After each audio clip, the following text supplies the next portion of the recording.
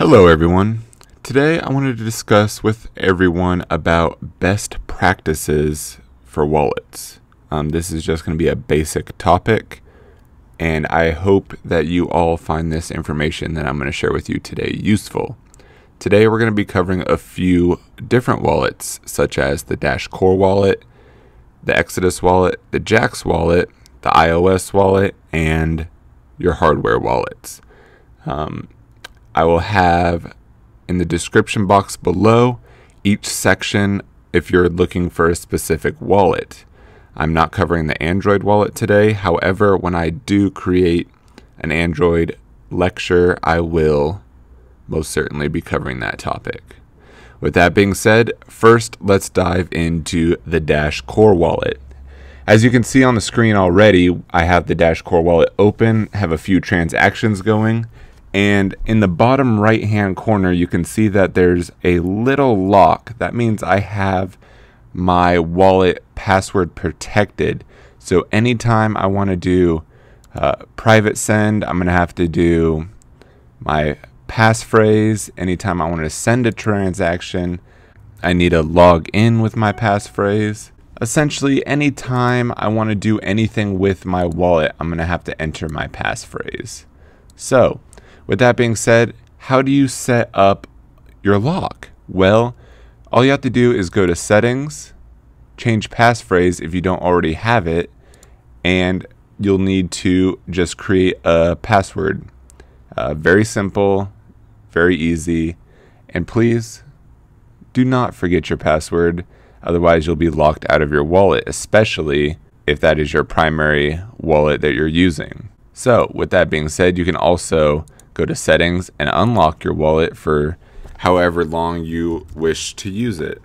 So I'll type in my password right now,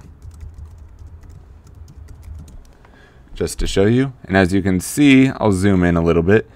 The lock in the bottom right hand corner is actually unlocked now. See, very simple, very simple best practices.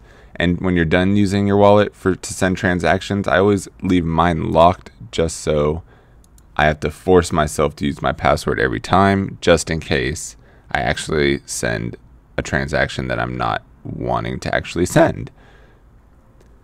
So, with that being said, let's move on to the Jaxx wallet. There's been a lot of controversy with the Jaxx wallet over probably the past several months to maybe even a year. For all I know, I just know that the Jaxx wallet was hacked at one point, but that is a different story. So as you can see, I have my Jaxx wallet open. I've really only used it for demonstration purposes. But in order to make sure you have best practices with it, this should work on all devices that is associated with Jaxx because their platform is very similar on all devices. So all you have to do is go to the top right hand corner and click on the hamburger and go to Settings and set up a security pin. What is the security pin? Well, before you send any transaction, you're going to actually have to put in that pin. So someone can't just sneak on your phone if you left it on a table or something and send all your Dash to their own wallet because they don't know your pin. But hopefully you have a basic password just to get into your phone in the first place. But in order to set up your PIN, just click security or set up security PIN. And then for this example, I'm just going to do 1, 2, 3, 4, 1, 2, 3, 4, and your PIN has been set. So if you go back and then you go back again, or you could have pushed the little X in the top right hand corner just to go back to settings and then set up security PIN. Now you have change PIN or remove PIN. So you can remove the PIN. 1, 2, 3, 4, success. Click the X, go back to the main UI, settings, set up security PIN, and then you can enter your new PIN. However, I would just advise to keep a PIN on at all times just in case.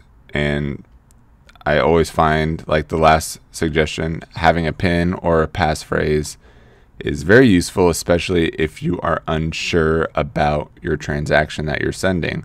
Don't want to just send 5 dash when you only meant to send 4.5, even though that's a pretty big difference. Or if you meant to send 5 dash, but you only meant to send 0.5. So, with that being said, if you have any questions about Jaxx, leave them in the comments below. And let's actually move on to the next wallet we're going to be talking about, which is the Exodus wallet. So, one thing I do like about the Exodus wallet is that you actually have to have a passphrase or a password when you set up the wallet. So if you're ever used, or if you're brand new to Exodus, you can find a link to the Exodus tutorial in my description. And with that being said, let's log in. As soon as you set up your Exodus wallet, you have a password. So let's log in. Hopefully I can get this right the first time. Unlocking. And I'll probably have an Exodus wallet update. So here we are. Yeah, remind me later. So the great thing about Exodus is that you have to enter your password in order to see any funds that you have on your wallet in general. But one thing I don't like is that you can send any transaction without like a PIN or re-entering your password or anything like that. There's no extra security layer on top of that except the initial security layer. Because there's no extra security layer for sending transactions, what I do advise is closing your Exodus wallet after you're completed with all the transactions that you need to send.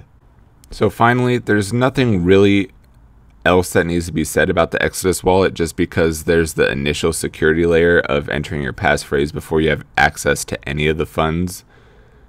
But what would be nice is if the Exodus team were to add some form of PIN or re-enter your passphrase in order to send a transaction, or set it up like on the iOS app that I'm going to be covering next, of sending limits. So you can set your limit to 0.1 dash, 0.5 dash, or is it 0.1, 1 dash, and 10 dash. So enter a PIN for any denomination of those factors, just so you're not sending someone, if you're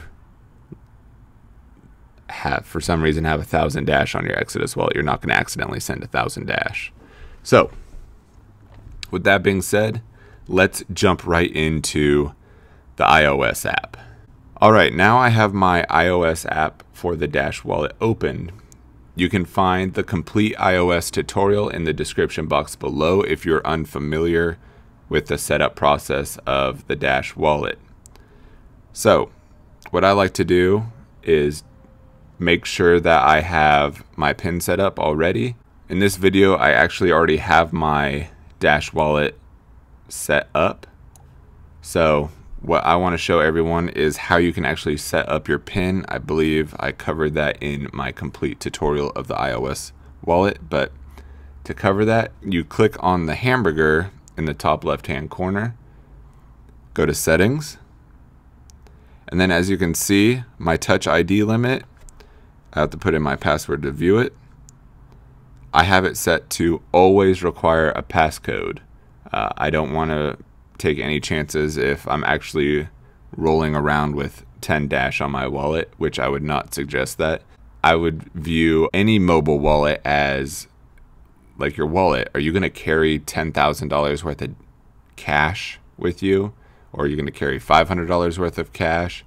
Really depends on the situation. If you're going out of the country, maybe you want to carry a little bit more dash with you, just because that is funds for your expenses that you're going to have to cover.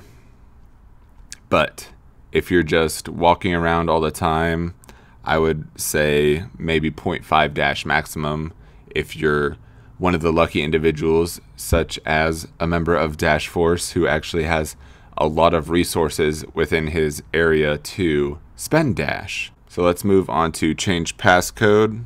Everyone's going to be able to see my passcode. So I'm actually going to enlarge the video so no one can actually see my current password. I take that back. Here. My current password and then my new password. Now that I changed my PIN, I'm going to actually have to, if I want to, change my Touch ID limit. and then select whatever denomination I want. Say 1 maximum for Touch ID, but I'm going to keep it as always require. Lastly, I want to cover something very important, the recovery phrase. I do cover this in the initial setup process. When you're creating your Dash wallet, make sure that you write it down just in case you drop your phone in a lake or something, and then bada bing bada boom, you don't have your Dash wallet. However, because you have backup features on the iOS, hopefully that does actually entail that you can actually fully recover the app without having the recovery phrase, but I can't be for sure, so I would just suggest writing it down and storing it somewhere safe. Alright everyone, the last thing we're going to be covering is hardware wallets. Hello everyone, now that we are finished with all the typical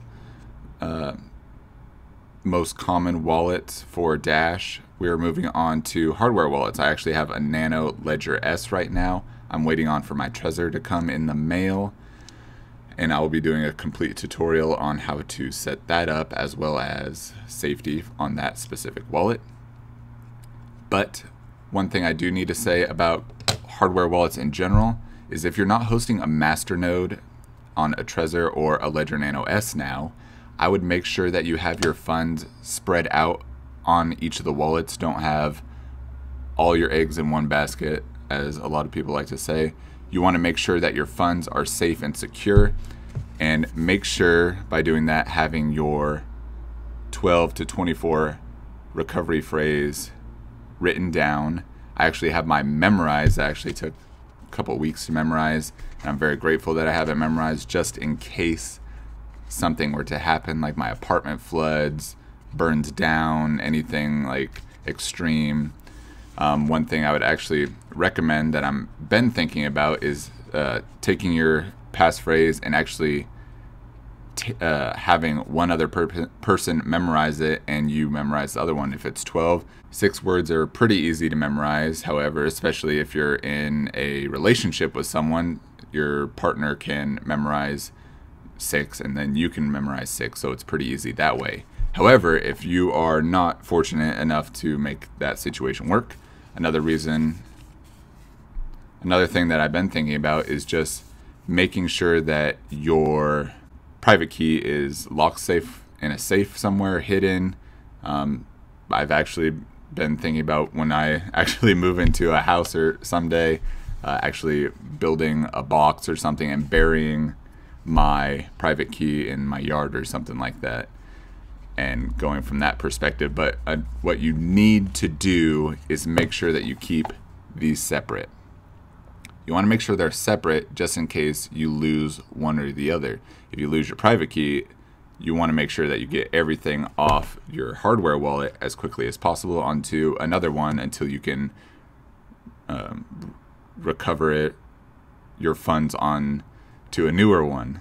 So for example, if you bought or you have a Trezor and a Nano Ledger S and your Nano breaks somehow and you just order a new Nano and then you just recover it. But if you lose this and then you have your current Nano, you want to send these funds or reset. Oh, you want to send these funds to another wallet, such as your Trezor, to make sure they're safe on another hardware wallet, and then restore your Nano and then put the funds back onto your current wallet. So with that being said, thank you very much everyone for taking the time to watch this video. If you have any questions, please leave them in a comment section below, and stay tuned at my channel for more cryptocurrency and gaming videos. So I would appreciate a like and a subscribe. Thank you everyone, and take care.